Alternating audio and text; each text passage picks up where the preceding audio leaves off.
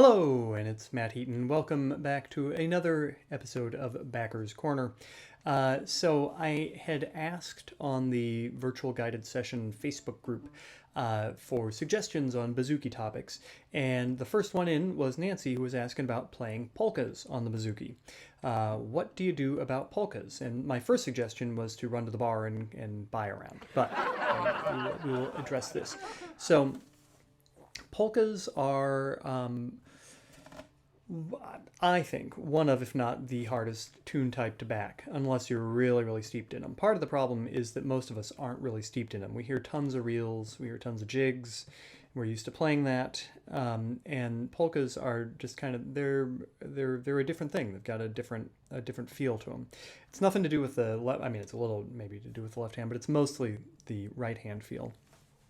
So the classic polka discussion involves talking about the fact that, you know, if you subdivide all the eighth notes, like let's take, you know, we're going to do the world's simplest polka.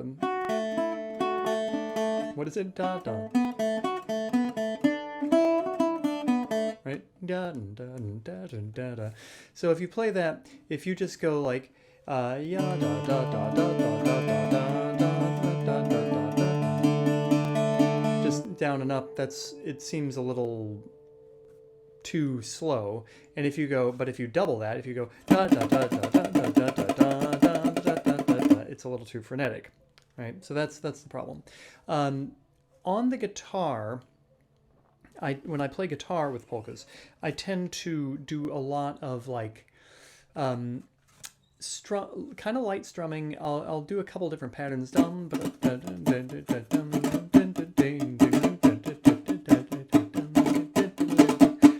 So there's kind of a lot of downstrokes, that kind of thing, where I'm really emphasizing on the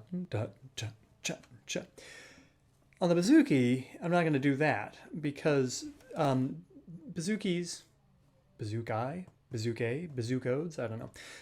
They sustain more. I mean, they jingle and they jangle, and all these strings. If you're bashing away, it's gonna cover everything up. It's gonna be too much.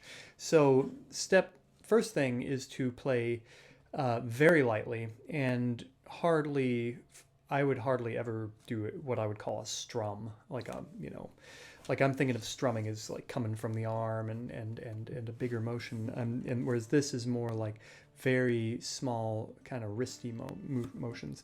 So let's just talk about this tune here. We'll do that carry polka because everyone knows it and it's very easy. So it's the chords basically da da da da da da da. You know, I'm gonna stand here so you can see my hand. Yeah, ba ba ba da da da da da di di di di di di. We'll call it, okay? So D D G A D D G A D. And then B part's kind of the same thing.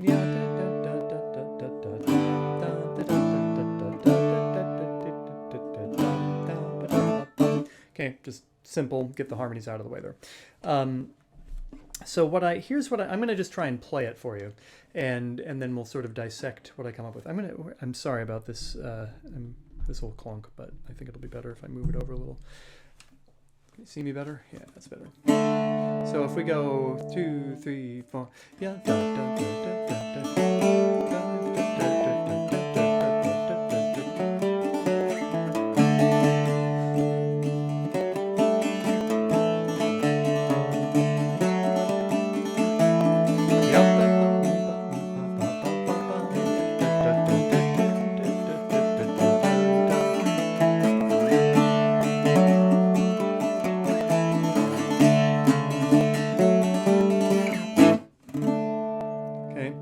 that's kind of the approach I would take. So the first thing that I'm doing is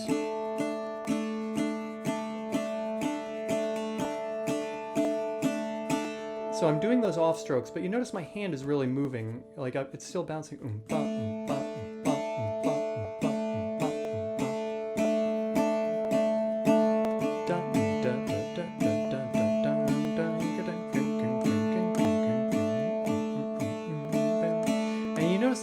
they're kind of gentle, right?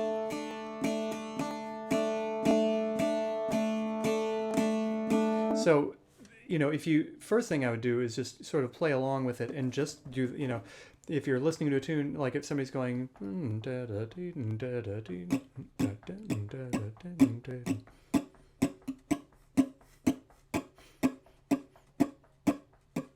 right? So you're really not hitting any downbeats, okay? And I am in GD80, so these top two strings just they just ring away. So then you can kind of do things that you might normally think of doing in the left hand. There's a G chord.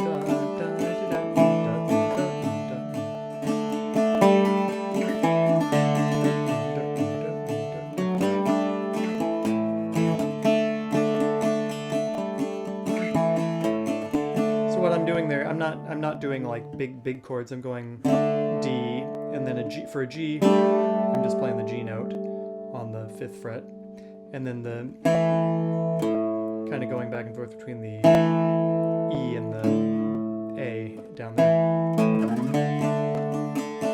And sometimes I'll lead into the G with a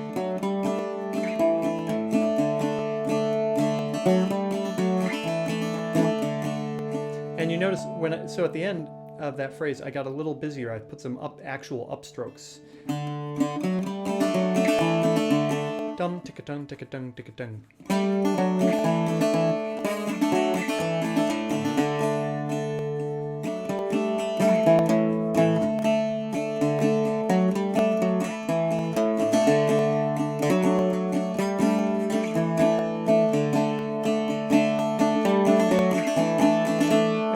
We hit the B part. The B part, you're going to want to change your voicing a little bit, I think. Maybe just, you could even do something with,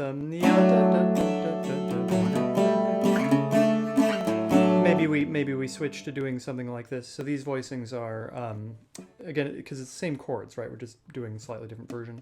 There's an A on the bottom, 2nd fret, and an F sharp on the top, on the 4th fret.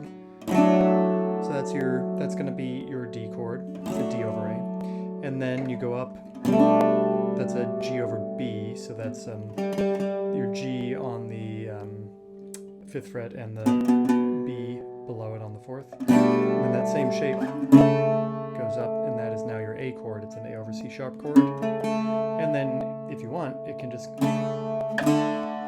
go up to that beautiful big D chord.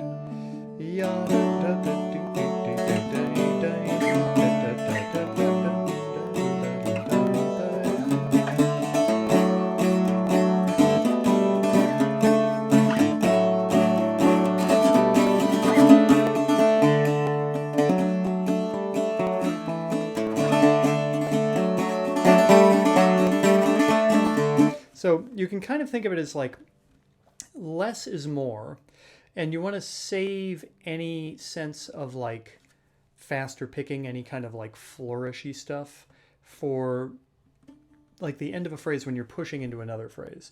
You want to do that all the time. It gets too busy. And in fact, I might be overplaying like even now, I just, less is more. Like the, if you're backing a polka, well, okay, this is actually true of everything. The melody shouldn't really need you. The melody player should be playing with such a beautiful sense of rhythmic integrity that, whether you're there or not, it's going to sound nice, right? I mean, it's not like depending on you to give it rhythm. The rhythm is already there in the, the flute or the fiddle or whatever, the banjo, whoever's playing. And so you can think of yourself as a lot more sustainy for that. And, you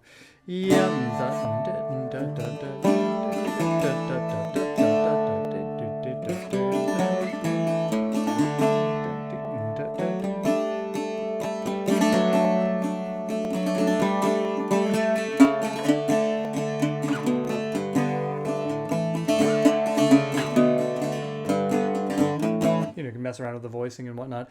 But I guess my big rules of thumb are you want to like a very light brushing of the upbeat, not an upstroke, mind you, but an upbeat, boom, chop, boom. And I'm doing primarily downstrokes here, right? I'm going to. If you can't do,